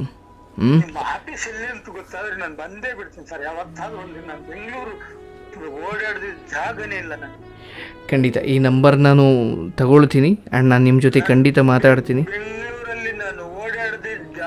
ಬೆಂಗಳೂರು, ಮೈಸೂರು, ಬೆಂಗಳೂರಾಗ ನಾನು ಒಂದು ಅಕ್ಷರ ಓದಿದ್ರು ನಂಗೆ ಬರೀ ಫೋನ್ ಹೇಳಿ ಇಂತ ರೋಡ್ ಅಂತ ಹೇಳ್ತಾರ ಅಷ್ಟೇ.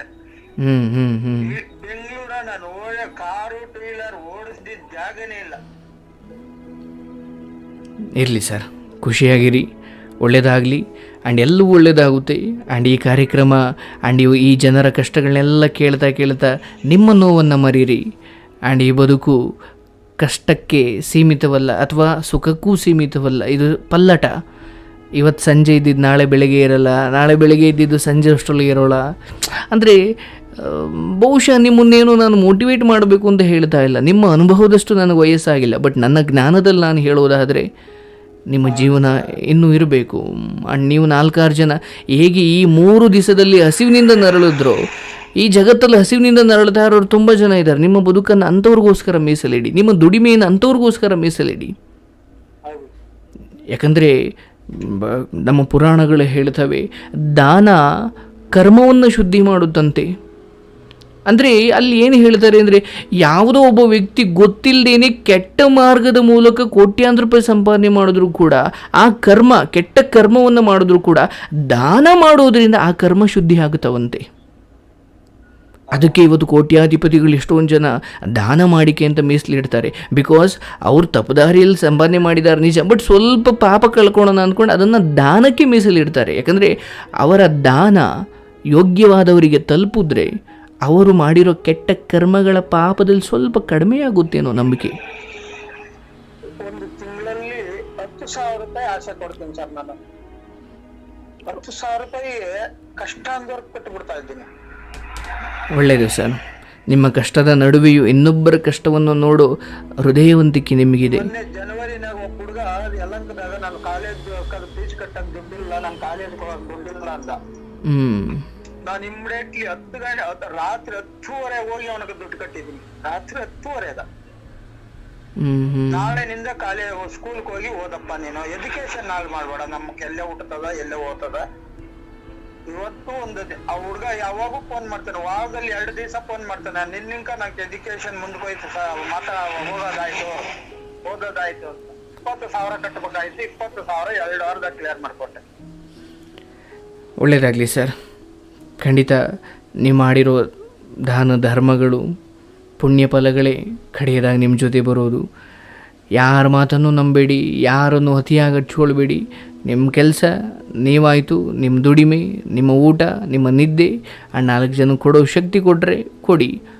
ಆದರೆ ಒಳ್ಳೇದು ಮಾಡಿ, ಇಲ್ವಾ ನಿಮ್ಮ ಮನೆಯವ್ರ ಥರ ಯಾರಿಗೂ ಕೆಟ್ಟದ್ದು ಮಾಡೋದು ಬೇಡ. ಎಲ್ಲ ಒಳ್ಳೇದು ಕೆಟ್ಟದ್ದು. ಅದು ನನ್ನ ಉದ್ದೇಶ ಏನಂದ್ರೆ, ಯಾರ ಕಷ್ಟ ಅಂತ ಹೇಳಿದ್ರೆ ಅವ್ರಿಗೆ ಏನೋ ನನ್ನ ಕೈಲಿ ಆಗಿದ್ದು ನಾನು ಹೆಲ್ಪ್ ಮಾಡ್ಬೇಕು ಅಷ್ಟೇ ಸರ್. ಹೌದು. ಇವತ್ತು ನಾನು ಕೆಲಸ ಮಾಡ್ತೀನಿ, ಒಂದು ದಿವಸ ಕೆಲಸ ಹೋದ್ರೆ ನಾನು ಮಿನಿಮಮ್ 3,000 ರೂಪಾಯಿ ಸಂಪಾದನೆ ಮಾಡ್ತೀನಿ ಒಂದು ದಿವಸಕ್ಕೆ. ಅದ್ರಲ್ಲಿ ನಾನು ಏನ್ ಮಾಡ್ತೀನಿ, ಯಾರ ಕಷ್ಟ ಅಂತ ಹೇಳಿದ್ರೆ ಅವ್ರು ಬಾಯ್ ಬಿಟ್ಟು ನನ್ಗಿಂತ ಕಾಸು ಕೊಡು ಅಂತ ಕೇಳಿದ್ರೆ, ಕಷ್ಟ ಹೇಳಿದ್ರೆ ಆ ಕಷ್ಟ ಪರಿಹಾರ ಮಾಡ್ತೀನಿ ನಾನು. ಅಲ್ಲಿ ದೊಡ್ಡಬಳ್ಳಾಪುರ ಹತ್ರ ಸ್ಟೋನ್ ಏಜ್ ಅಂತ ಸ್ಕೂಲ್ ಕೆಲಸ ಮಾಡಕ್ ಹೋಗಿದ್ದೆ. ಅಲ್ಲಿ ಒಬ್ರು ಸೆಕ್ಯೂರಿಟಿ ಹೇಳಿದ್ರು, ನಾನು ಮಧ್ಯಾಹ್ನ ಟೈಮ್ ಊಟ ಮಾಡಲ್ಲ, ಕೊರೋನಾ ಬಂದ ನಿಂಕ ಅಂತ. ನಾಷ್ಟ ಮಾಡ್ತೀನಿ, ತಿರ್ಗ ರಾತ್ರಿ ಊಟ ಮಾಡ್ತೀನಿ, ನನ್ಗೆ ಅಷ್ಟು ಆ ಮಟ್ಟಕ್ಕಿದ್ದೀನಿ ನಾನು. ನನ್ನ ಸಂಬಳ ನಂಗೆ ಸಾಕಾಗ್ತಾ ಇಲ್ಲ, 3,000 ರೂಪಾಯಿ ಬರ್ತದ. ಅಲ್ಲಿ ನಾನು ಹೇಳ್ದೆ, ನಿನ್ನ ಸಂಬಳ ಜಾಸ್ತಿ ಬರೋ ಗಂಟ ಪ್ರತಿ ತಿಂಗಳು 1 ಪಾಕೆಟ್ ಅಕ್ಕಿ ಕೊಡ್ತೀನಿ ನಾನು. ಪ್ರತಿ ತಿಂಗಳು 1 ಪಾಕೆಟ್ ಅಕ್ಕಿ ಕೊಡ್ತೀನಿ. ಒಳ್ಳೇದು. ಅವ್ರು ಅವತ್ತಿನಿಂದ ಇವತ್ತಿಗೂ ಫೋನ್ ಮಾಡ್ತಾರೆ. ಅದು ನಂಗೆ 10 ಗಂಟೆ ಫೋನ್ ಮಾಡ್ತಾರೆ, ನಂಗೆ ದೇವರಾಗಿ ನಂಗೆ ಊಟ ಆಗ್ತಾ ಇದೆಯಾ ಅಂತ. ಒಳ್ಳೆಯದು ಸರ್. ಅವೆಲ್ಲವೂ ನಿಮ್ಮನ್ನು ಕಾಪಾಡ್ತವೆ ಕೂಡ. ಯಾರೋ ಇಬ್ಬರು ನಿಮ್ಮನ್ನು ಆಚೆ ಹಾಕಿದ ತಕ್ಷಣ ಜೀವನದ ಭಾಗ್ಯವೇ ಹೊರಟೋಯ್ತು ಅಂತ ಅಂದ್ಕೊಳ್ಬೇಡಿ, ಜೀವನದ ದೌರ್ಭಾಗ್ಯ ಹೊರಟೋಯ್ತು ಅಂತ ಅಂದ್ಕೊಳ್ಳಿ. ಯಾಕಂದರೆ ಅಂಥವ್ರು ಇದ್ದಷ್ಟು ಮುಂದೆ ಅನಾಹುತಗಳೇ ಜಾಸ್ತಿ. ಯಾವುದೋ ನಮ್ಮ ಜೀವನದಿಂದ ಬಿಟ್ಟು ಹೋದಾಗ ಒಳ್ಳೆಯದು ಬಿಟ್ಟೋಯ್ತು, ಕೆಟ್ಟದ್ದು ಬಿಟ್ಟೋಯ್ತು. ನಾನು ಹೆಂಡತಿ ನನ್ನ ಮಗಳು ಅಂತ ಯೋಚನೆ ಮಾಡಿದಾಗ ಅದು ನಿಮಗೆ ದುಃಖ ಇರ್ಬೋದು, ಬಟ್ ಅವ್ರ ಗುಣ ಅಂತ ಯೋಚನೆ ಮಾಡಿದಾಗ ಅಂತ ಅವ್ರು ಹೋಗಿದ್ದೇ ಒಳ್ಳೇದಾಯಿತು. ಅದು ಮುಂದೆ ನೀವು ಸೇರ್ಕೊಳ್ಳಲ್ವೋ ಏನಾಗುತ್ತೋ ಗೊತ್ತಿಲ್ಲ. ಬಟ್ ನಾನು ಹೇಳುವಂಥದ್ದು, ಹೋದರೂ ಹೋಗದೆ ಇದ್ದರು, ಒಂದಾಗದೇ ಇದ್ದರು, ನಿಮಗೆ ಜೀವನದ ಸತ್ಯಗಳು ಗೊತ್ತಾದ ಮೇಲೆ ಹೆಂಗಿರಬೇಕು ಹಂಗಿರಿ. ಇದೆಲ್ಲ ಆದಮೇಲೂ ಮತ್ತೆ ನನ್ನ ಮಗಳು, ನನ್ನ ಹೆಂಡತಿ ಆಸೆ ಇರಬೇಕು ನಿಜ, ಬಟ್ ಕರ್ತವ್ಯ ಮಾಡಬೇಕು ನಿಜ. ಬಟ್ ಸರ್ವಸ್ವ ಅಂದುಕೊಂಡು ಅವ್ರು ಬಿಟ್ಟರೆ ನಾನಿಲ್ಲ, ನನ್ನ ಬಿಟ್ಟರೆ ಅವರಿಲ್ಲ, ಈ ಭ್ರಮೆಯ ಬದುಕು ಯಾವತ್ತಿದ್ರೂ ಬೀದಿಗೆ ತರೋದೆ.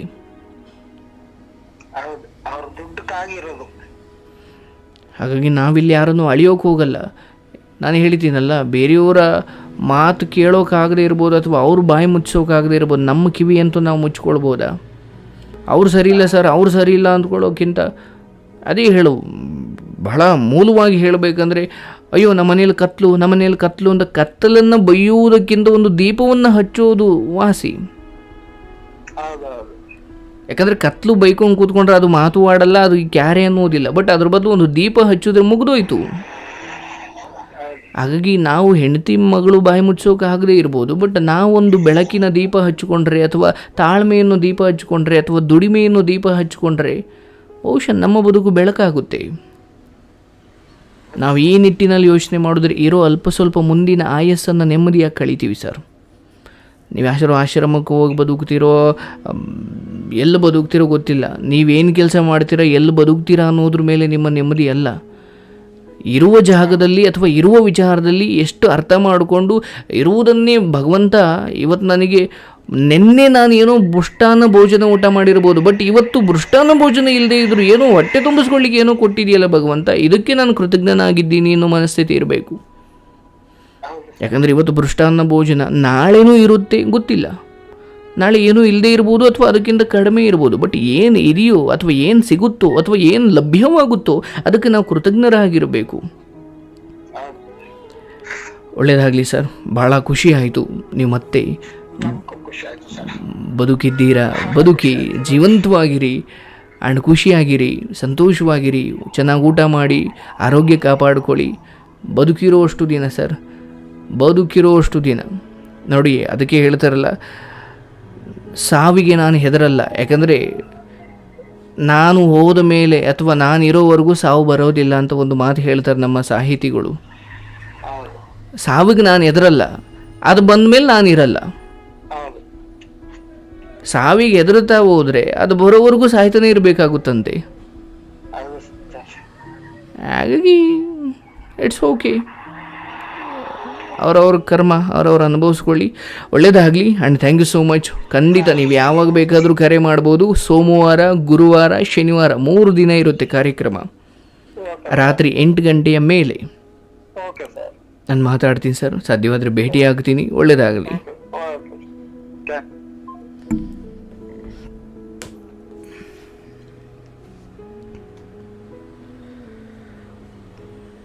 ನೋಡಿ, ಅವರ ಮಾತಲ್ಲಿ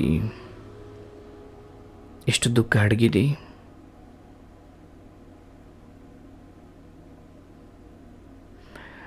ಆ್ಯಂಡ್ ಆಚೆ ಹಾಕೋ ಮಾತುಗಳನ್ನ ಆಡ್ತಾರಲ್ಲ ಸಾಮಾನ್ಯವಾಗಿ, ಏನು ಅವರ ಮೂಲ ಉದ್ದೇಶ ಆಗಿರುತ್ತೆ ದೇವರೇ ಬಲ್ಲ. ನಾನು ಯಾರನ್ನು ಒಳ್ಳೆಯವರು ಕೆಟ್ಟವರು, ಇವರ ಕಥೆಯ ಆಯಾಮದ ದೃಷ್ಟಿಯಲ್ಲಿ ಏನು ಹೇಳಬೇಕು ಖಂಡಿತ ಹೇಳಿರ್ತೀನಿ. ಅದು ಅವರಿಗೆ ಮಾತ್ರ ಅಲ್ಲ, ಜಗತ್ತಿನಲ್ಲಿ ಆ ರೀತಿಯ ಕಷ್ಟವನ್ನು ಯಾರೆಲ್ಲ ಅನುಭವಿಸ್ತಾ ಇದ್ದಾರೆ ಅವರೆಲ್ಲರಿಗೂ ಅದು ಅನ್ವಯ.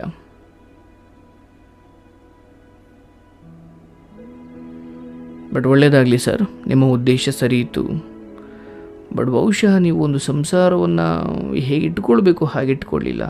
ಹೆಂಡತಿ ಬಿಡು ಹೆಂಗೂ ಮಾತಾಡಲ್ಲ ಅಂದುಕೊಂಡು ನೀವು ಅದೊಂದು ನಿರ್ಲಕ್ಷ್ಯವನ್ನು ಬೇರೆ ಎಲ್ಲ ವಿಚಾರದಲ್ಲೂ ಸಂಸಾರದಲ್ಲಿ ಅಳವಡಿಸ್ಕೊಳ್ಳೋದ್ರಿಂದ ಹೆಂಡತಿಯಷ್ಟೇ ನಿರ್ಲಕ್ಷ್ಯ ಅಥವಾ ಹೆಂಡತಿಯಷ್ಟೇ ದಾರಿ ತಪ್ಪುವ ವಿಚಾರ ಸಂಸಾರಕ್ಕೂ ತಾಗ್ಬಿಡ್ತು. ದಾರಿ ತಪ್ಪಿರೋರನ್ನು ಬಿಟ್ಬಿಡೋಣ ಬಿಡೋ, ಅವ್ರ ಪಾಡಿಗೆ ನಾವು ಏನೋ ಮಾತಾಡ್ಸೋದು ಬೇಡ ಅಂದ್ಕೊಂಡು ಹೋದರೆ ಸಂಸಾರವೂ ದಾರಿ ತಪ್ಪಿತು. ಈ ಸಮಯದಲ್ಲಿ ನಾನು ಹೇಳೋದು ನಿಮ್ಮ ತಂದೆ ತಾಯಿ, ಇಲ್ಲಿ ಕೇಳ್ತಾ ಇರೋ ಯುವಕರಿಗೆ ಹೇಳೋದು, ಎಲ್ಲ ಸೋತ ಮನಸ್ಸುಗಳಿಗೆ ಎಲ್ರಿಗೂ ಹೇಳೋದು, ಹೌದು, ಈಗ ಆಚೆ ಹೋಗೋರನ್ನು ಅಥವಾ ಕುಡಿದು ಬಂದು ಒದ್ದಾಡಿ ಕಿರ್ಚಾಡಿ ಅವ್ರನ್ನ ನಾವು ಕ್ಯಾರೆ ಎನ್ನುವುದು ಬೇಡ. ಆದರೆ ನಮಗೋಸ್ಕರ ಒಂದು ಮಟ್ಟಿಗೆ ತ್ಯಾಗ ಮಾಡಿ ಅವರ ಬದುಕನ್ನೇ ಮೀಸಲಿಟ್ಟಿರೋ ಜವಾಬ್ದಾರಿಯುತದಲ್ಲಿ ಇರೋ ತಂದೆ ತಾಯಿಯನ್ನು ಅವರು ದುಡಿತಾ ಇಲ್ಲ ಅಥವಾ ಅವರು ಉಪಯೋಗ ಇಲ್ಲ ಅನ್ನೋ ಕಾರಣಕ್ಕೆ ಅಥವಾ ಅವರಿಂದ ದುಡಿಮೆ ಇಲ್ಲ ಅನ್ನೋ ಕಾರಣಕ್ಕೆ ಆಚೆ ಹೋಗಿ ಇನ್ನುವಷ್ಟು ಶಬ್ದ ನಿಮ್ಮಿಂದ ಬರುತ್ತದೆ ಅಂದರೆ ಅದು ನಿಮ್ಮ ಕೆಟ್ಟ ದಿನಗಳನ್ನು ನೀವೇ ಆ ಶಬ್ದದ ಮೂಲಕ ಆಮಂತ್ರಿಸ್ತಾ ಇದ್ದೀರಾ. ಇವರ ಕಣ್ಣೀರಲ್ಲಿ ತುಂಬ ಅರ್ಥ ಇದೆ, ಅದರಲ್ಲಿ ತುಂಬ ಕತೆ ಇದೆ.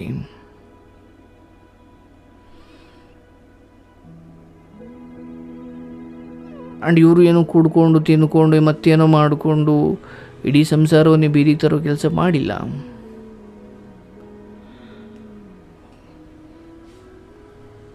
ಮಗಳನ್ನ ಚೆನ್ನಾಗಿ ಓದಿಸಿದ್ರು ಕೂಡ ಈ ಪರಿಸ್ಥಿತಿ ಬಂತು. ನಾನು ಹೇಳೋದಿಷ್ಟೇ, ತಂದೆ ತಾಯಿಯನ್ನು ನೀವು 3 ಹೊತ್ತು ಮೃಷ್ಟಾನ್ನ ಭೋಜನ ಆಗದೇ ಇದ್ರೂ ಪರವಾಗಿಲ್ಲ,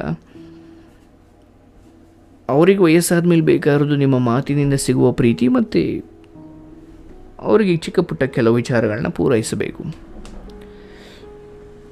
ಬಟ್ ಮಾತಲ್ಲಿ ಕೊಡೋ ಏಟುಗಳಿದಾವಲ್ಲ, ನೀವು ಮೃಷ್ಟಾನ್ನ ಭೋಜನ ಇಕ್ಕಿದ್ರೂ ಅದನ್ನು ನೀವು ಮಾಯ ಮಾಡಲಿಕ್ಕಾಗಲ್ಲ ಅಥವಾ ಅದನ್ನು ವಾಸಿ ಮಾಡಲಿಕ್ಕಾಗಲ್ಲ.